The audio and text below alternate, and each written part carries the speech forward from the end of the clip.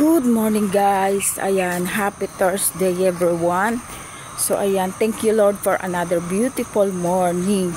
So ayan, dapat lagi tayo nagpapasalamat sa Panginoon sa Panginoon tuwing gising natin, kasi every gising is a blessing. So ayan, naglalakad-lakad ako guys kasi medyo malamig yung panahon, pas wala naman akong gaanong gagawin ngayon kasi nga kahapon nakita nyo naman ako'y linis na ng paligid namin, although marami na namang dahon na nalalaglag, pero okay lang yan. Mamaya ako naman wawalisin yon. So ngayon wala akong gaanong ganap sa buhay ngayon kasi hindi naman ako today maglalaba. Siguro sa Saturday ulit tayo maglaba, every Saturday. So yan, maglakad-lakad muna tayo, mag-exercise tayo kasi guys wala tayong gaanong gagawin, kaya ang gagawin natin ay maglalakad-lakad tayo guys, exercise ba. So, mamaya naman maglalakad din ako patungo sa pilihan ng ulam, pero ayan, dahil wala tayong gaanong gagawin today, maglakad-lakad tayo. Alam niyo yun, pabalik-balik lang para kahit papaano mag-burn ang ating mga taba-taba sa katawan. Ako guys, talagang after New Year bumigat ako ng almost 2 kilos, pero sige lang, care yan. Ang importante ayan, hindi halatang tayo ay naghihirap. So ayan guys, kumusta naman ang inyong mga araw mga idol. Samahan nyo na naman ako sa aking simpleng mga ganap dito sa bukid, sa buhay-buhay bukid. So ayan, see you later. Tingnan nyo guys, ang daming mga ibon.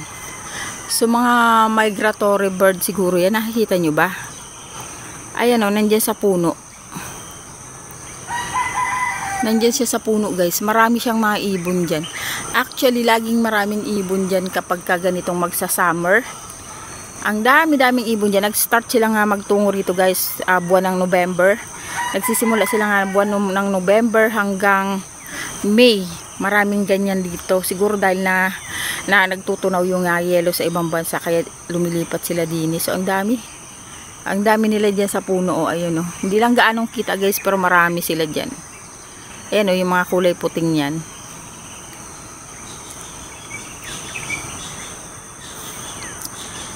Guys, dito sa bukid kapag ganitong umaga, kasi walang gaanong pollution dito sa amin. Pwede ka maglakad-lakad, fresh air. Ayan. So lakad-lakad pa rin. Ipagpapatuloy ko lang guys yung aking paglalakad balik-balik, para naman kahit paano pawisan tayo. So maya-maya magsisimula na tayo ng ating bising araw, na ating maraming trabaho sa bahay. So ayan, samahan nyo na naman ako sa aking simple pero bising araw ngayong araw ng Huwebes. So ito nga nasa likuran ko guys, yan yung ginagawang yan. Hindi na yan natinuloy, hindi ko alam kung bakit. Ayan, balikan ko kayo mamaya. Good morning. Ang sarap ng buhay ng Nala, nakasupa ka pa dyan. May sarili ka pang supa dyan, may muta mo, tumutulo na naman. Katatanggal lang natin kahapon, haya na naman. Nala? Nala namin, shush. Ito may tsura mo taba-taba mo na. Taba-taba mo na. Shush, may muta mo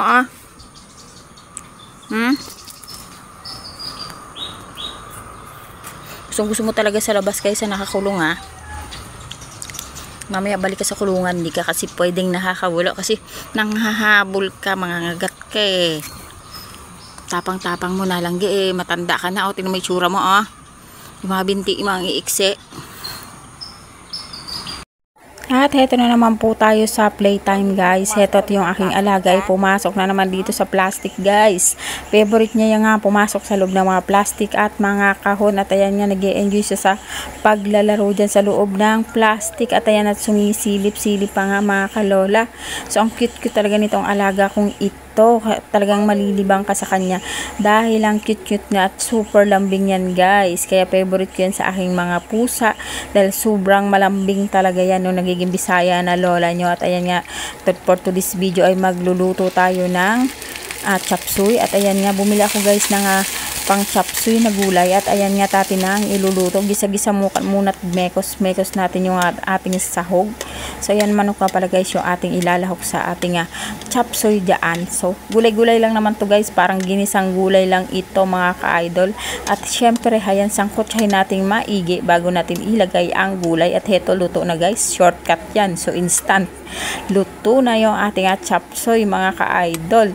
At ayan nga, pagkatapos nating magluto diyan, ayan, at ayan mga kalola, sobrang sarap guys ng chapsuy. So ayan, kayo ba, favorite nyo rin ba yung chapsuy? Kasi dito sa bahay, favorite namin yan. At syempre half cook lang yan mga kalola. Masarap yan, masarap din yan gawing tawag dito, hello guys, good afternoon. So ayan, lalabas ako kasi bibili ako ng pansahog sa lulutuin kong spaghetti para sa merienda.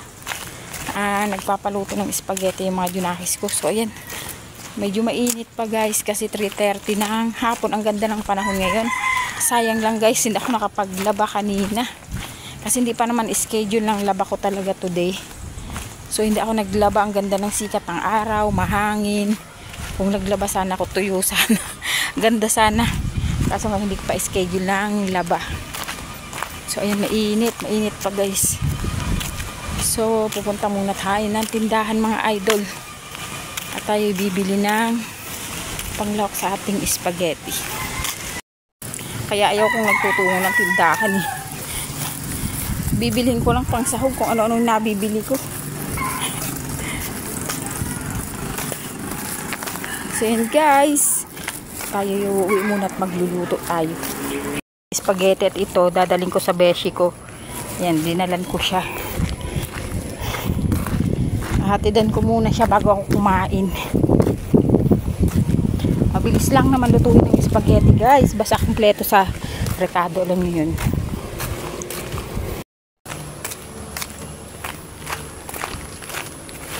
So ayan guys, nakapaghatid na tayo ng spaghetti. Uwiin na tayo at tayo kakain. Ano ba yun? May something akong naamoy. May mabaho talaga guys. Bilisan natin. Meron patay na hayop siguro dyan.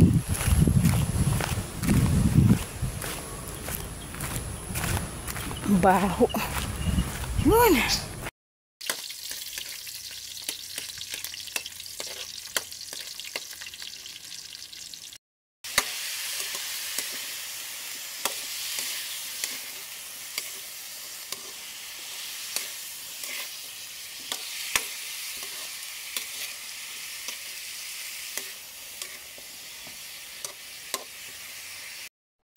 So ayan guys, nasangkot siya na natin.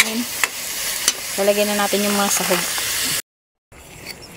So nalagay na natin yung gata. So pakukuluan lang natin ng bahagya para ma-absorb nung chicharon yung gata at lumasa siya sa ating gulay. So lutong-luto na guys yung kalabasa na sobrahan dahil napabayaan ko. Ang sarap. Konting kulo lang yan guys at okay na yan.